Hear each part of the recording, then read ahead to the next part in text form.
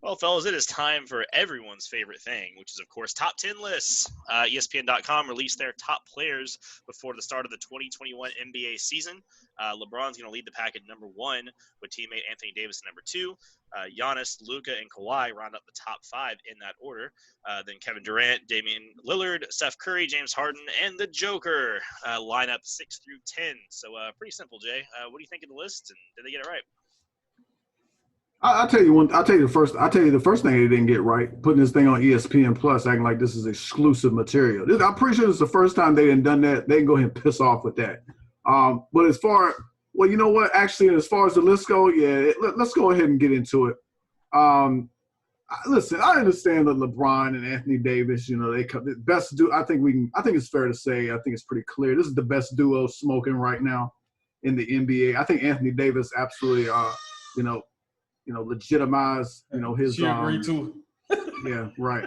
I think he submitted like his place in the NBA. Obviously you got the questions of what did you really accomplish with the Pelicans?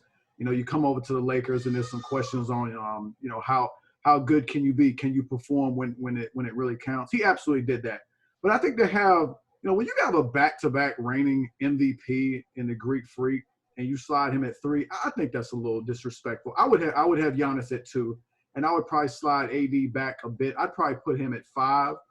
I think when you look at Luka and Kawhi, I think I agree with that one. I think when you project Luka, when you look at from his rookie year to his second year, I think that jump was it was something to behold.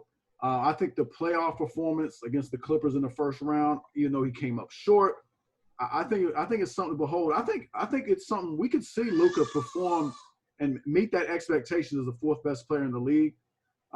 Just tighten up that deep, maybe improve a little bit on the defensive end. But he can absolutely put a team on his back. I mean, you think about even when Kristaps Porzingis is out, they're still dangerous and they still are capable. He can carry you. He's a guy who can come out there and put up a monster triple-double, not one of them little 10, 11, 10 specials. No, he's hitting you with the 40, 15, and 15. But of course Kawhi could definitely overtake him. I mean, it's not something that's a done deal. You look down the list. I mean, I think KD's probably an interesting one, and that you probably struggle to probably place him given I think what we don't know and don't know how good he's gonna come back off an Achilles injury. I think that's a little unknown, but I think 6 is about right. I'm a little unsure about what the Damian Lillard stuff is. I think having him above Steph and James Harden, I think that's a little bit much. I don't get quite the fascination with Damian Lillard. I think the whole come to the bubble and overtake the depleted Memphis Grizzlies. I mean, that was real cute, but I mean, we saw what happened in the playoffs. You just got your butt kicked, and quite soundly, I might add. Well, of course they got that game 1 win, but we knew that was an aberration. But I would even Jokic, consider even though I don't think we quite saw it would happen. I mean, got to give him credit. They overcome 2 3-1 deficits against the Jazz and the Clippers. So, I mean, you could slide Lillard back a ways, in my opinion, given what he hasn't done. I mean, given the fact that they fell from the Western Conference Finals to just barely making the playoffs. I wouldn't be mad if you slid Damian Lillard back a good ways. I don't know if I'd give too much of a rip if he fell out the top 10. But this you go on down the list, you think of guys that can maybe crack into the top 10. I think Jason Tatum, he's right on the outside looking in. Given what we saw in the second half of last season, I think there's some. I think we could see him maybe take another step forward. Maybe get into that MVP conversation. I don't know if he can win it, but maybe he continues to take those steps in his development. I think it's certainly plausible. I think Jimmy Butler at 12. I think that's probably about right. Of course, I think he gets a big boost, from the leadership and the intangibles and the overall effect he has on his team. I think him and Bam right together. That's pretty interesting to see them that close together. How about Bam Adebayo over Joel Embiid? I don't know. That says a lot about Bam Adebayo. You go on down the list. I think Zion being at 19th above the likes of Paul. I just got paid George and even Pascal Siakam, Kyrie Irving. That's those are lofty expectations. We'll see if we can meet it. And of course, I think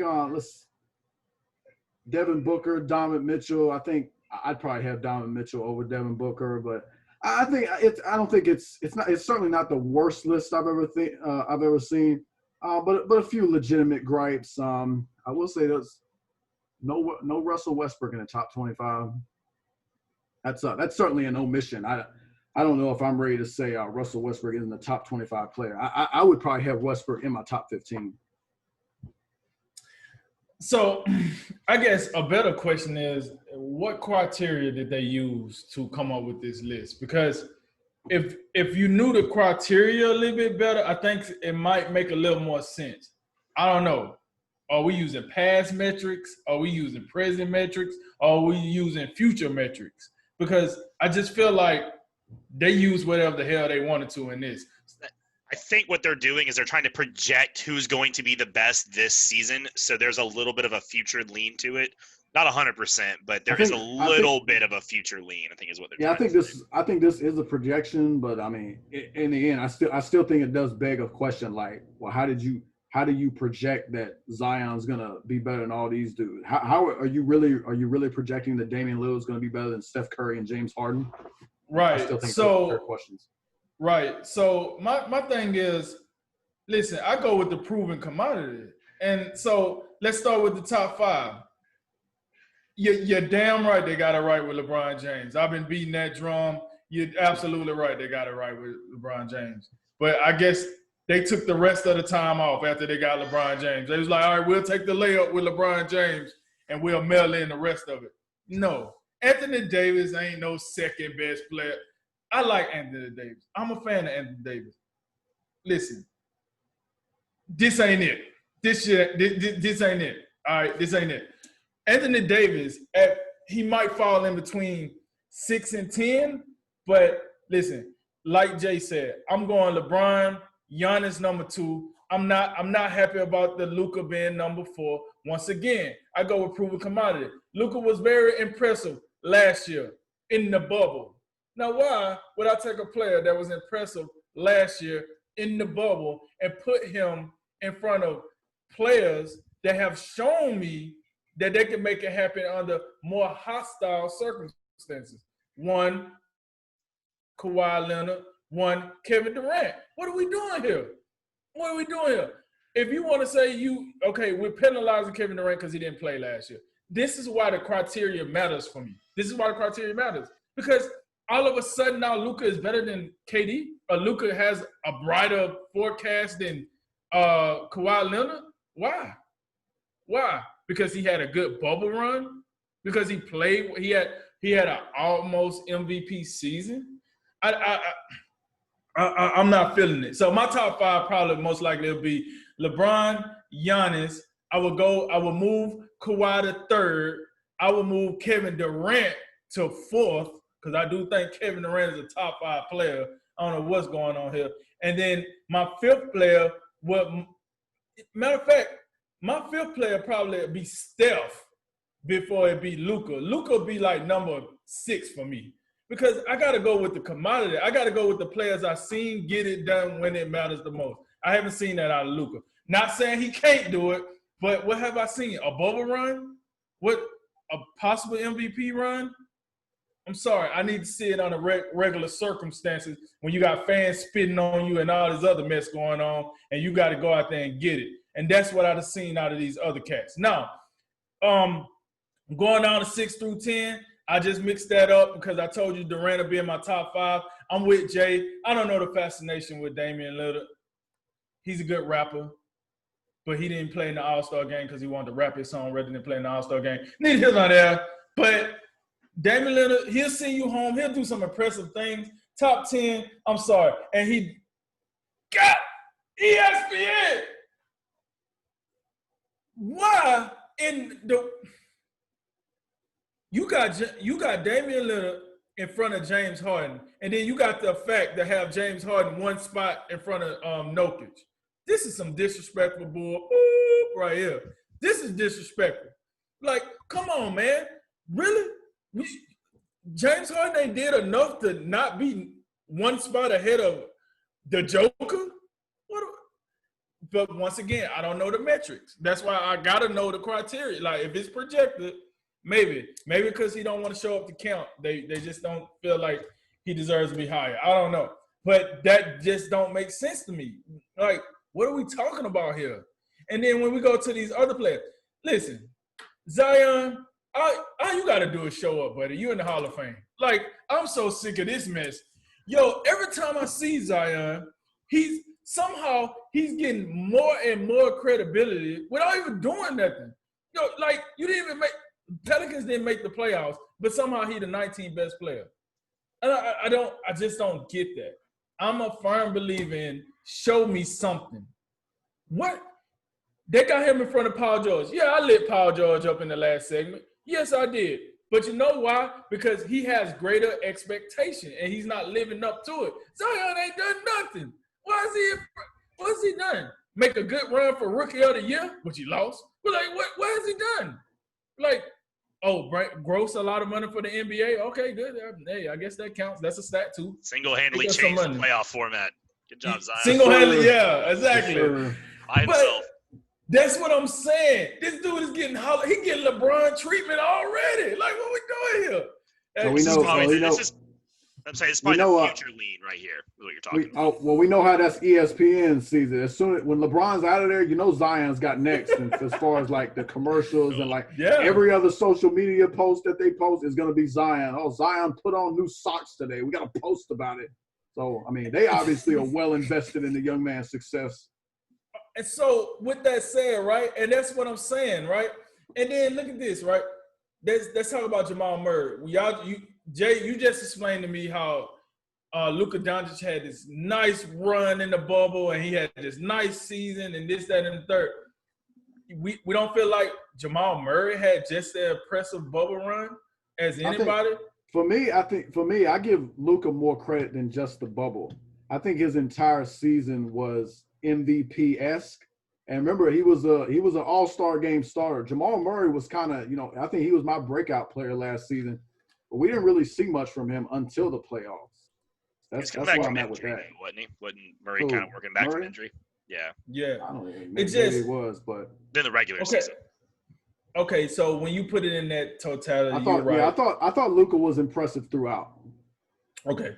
I still don't like seeing him in full, but you're right. That's a point well taken.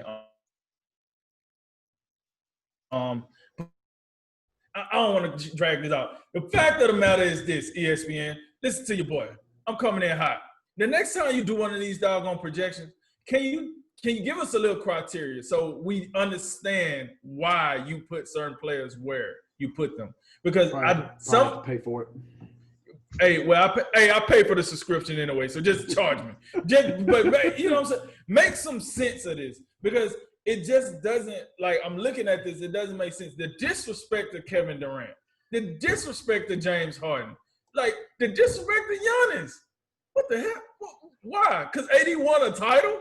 So just bump everything I did. AD won a title, now you better, like, come on. Like, granted, I do know people hold that against Giannis, but Giannis is still a two-time MVP. Steph Curry is still a two-time MVP. Only unanimous MVP, I might add. Like, come on, man. Doesn't it kind of fly in the face of like just pure logic even if LeBron and AD were like the two best players in the league, wouldn't it like make sense that the fact that they're together, like one or the other is gonna like take a little bit of shine off the other? You know what I'm saying? That's why it doesn't make a whole lot of sense. Yeah, so in totality, it's a decent list. It gives us something to talk about, but it doesn't make a lot of sense without the criteria that they use. And I see why they put it on ESPN Plus because they were trying to hide it from everybody. Unfortunately, people had got a few dollars, so they spent it, and we caught them. We seen it, and now we're talking about it. So it is what it. But they got to do better, man. I just want feeling some of these moves. Yeah, these lists, again, I don't like about them is that they're so subjective. You can really, it goes back to the great old GOAT debate. Do I want stats? So I'm going to go with Wilt Chamberlain. Do I want rings? I'm going to go with Bill Russell. Do I want all around? And I'm going with Michael Jordan. Do I want on and off the court? And I can go with LeBron. Like, you can again, whatever metric you decide to use is just whatever you can make the list based around that. I think that if you're telling me best player, then I think both sides of the ball. I think leadership. I think a little bit of everything. And when I think about it, I mean, I still like LeBron at number one. I have no problem with that at all.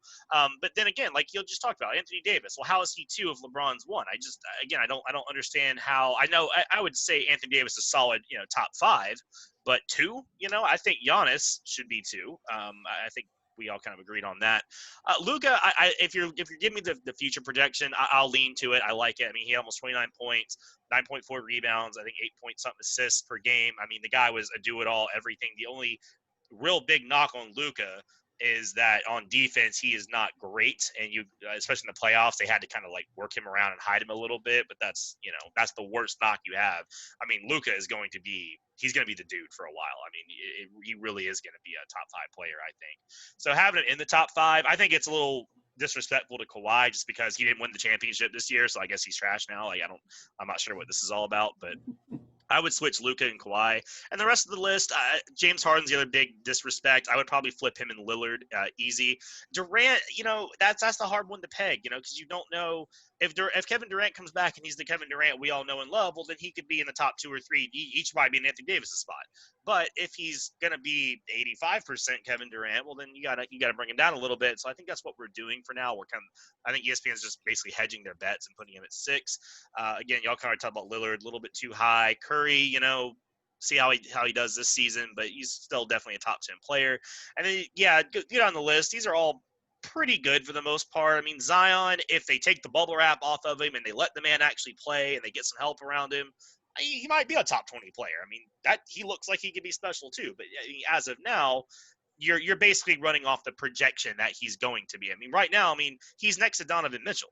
Oh my God, Donovan Mitchell's done way more so far than Zion Williamson has. I mean, we just saw the best of Donovan Mitchell in this past playoff run. So there's a couple things you can knock. Right. I mean, he's over guys like Bradley Beal. I mean, even Bradley Beal, you can argue as well. If he's just about best player, I mean, he's a better player than Zion today. But again, if you're leaning into the future, I can see that. So yeah, overall, again, these are fun, and you get to you can kind of talk about it however you want. But nothing egregious. But yeah, there's a few they could have probably done better with on this.